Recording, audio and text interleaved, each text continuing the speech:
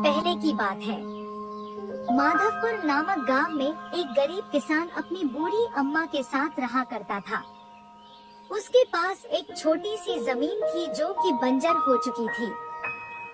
फिर भी वह दिन रात उस पर मेहनत करता था। मोहन बहुत ही मेहनती और ईमानदार था। वह एक आत्मविश्वास से भरा हुआ व्यक्ति था जिसे न हालातों से डर लगता था न ही लोगों की बातों से। हर दिन सूरज उगने से पहले ही वह उसी आत्मविश्वास के साथ उठता और अपने खेत की ओर बढ़ता जहां सिर्फ बंजर जमीन थी, लेकिन उसके सपनों की हरियाली छिपी हुई थी। उसे यकीन था कि एक दिन उसकी मिट्टी उसे जरूर जवाब देगी, सोने जैसी फसल बनकर। ओ बेटा मोहन, तेरे लिए मैंने जमींदार से बात कर ली है। वो तुझे अपने पास काम पर रख लेंगे। तू भी जाकर उनसे एक बार बात कर ले बेटा। अब हमारे बस की बात नहीं रही। कम से कम वहां रहकर तू अपना गुजारा तो कर पाएगा। मुझे तेरा बहुत ख्याल है मोहन, इसलिए यह कदम उठाया। जाकर बात कर ले, सब ठीक हो जाएगा।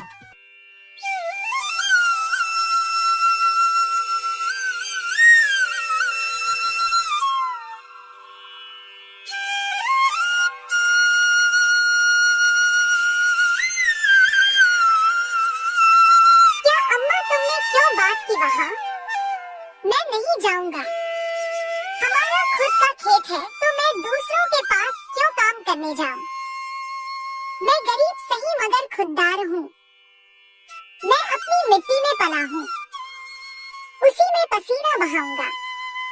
चाहे जितनी भी मुश्किल हो अम्मा, मैं अपनी ही जमीन पर मेहनत करूंगा, किसी और की नौकरी नहीं करूंगा। अरे मोहन, उस बंजर जमीन में क्या उगाएगा तू? वो जमीन अब बिल्कुल बेकार हो गई है बेटा। ना उसमें नमी बची है ना जान। तू अपनी जिंदगी यूं ही जाया कर देगा। उस जमीन को संवारते संवारते मैं जानती हूँ तेरा हौसला बड़ा है, पर बेटा हौसले से पेट नहीं भरता। तू मेरी बात मान ले।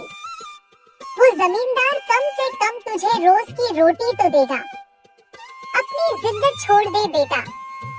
तू थक जाएगा पर वो जमीन कुछ नहीं देगी तुझे। अरे अम्मा, तुम बेकार में ही इतनी परेशान हो रही हो। देखना, एक दिन मैं उसी जमीन से सोना निकालूंगा।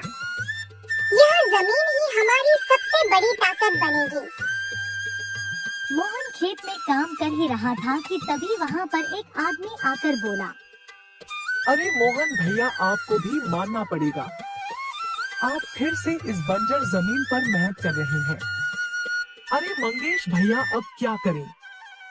जमीन हमसे ज्यादा मेहनत करवा रही है, पर क्या करें?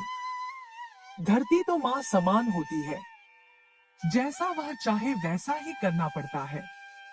कभी सख्त हो जाती है, कभी चुपचाप सब सह लेती है, कभी बीज को छुपा लेती है तो कभी उसे जीवन दे देती है। हम तो बस उसके बच्चे हैं जो उसके हर रंग को अपनाना जानते हैं। थक तो जाते हैं भैया, पर जब मिट्टी की खुशबू आती है ना तो सारी थकान उतर जाती है। उम्मीद है यह माँ हमें खाली हाथ नहीं लौटाएगी। बस थोड़ा और सब्र, थोड़ा और विश्वास।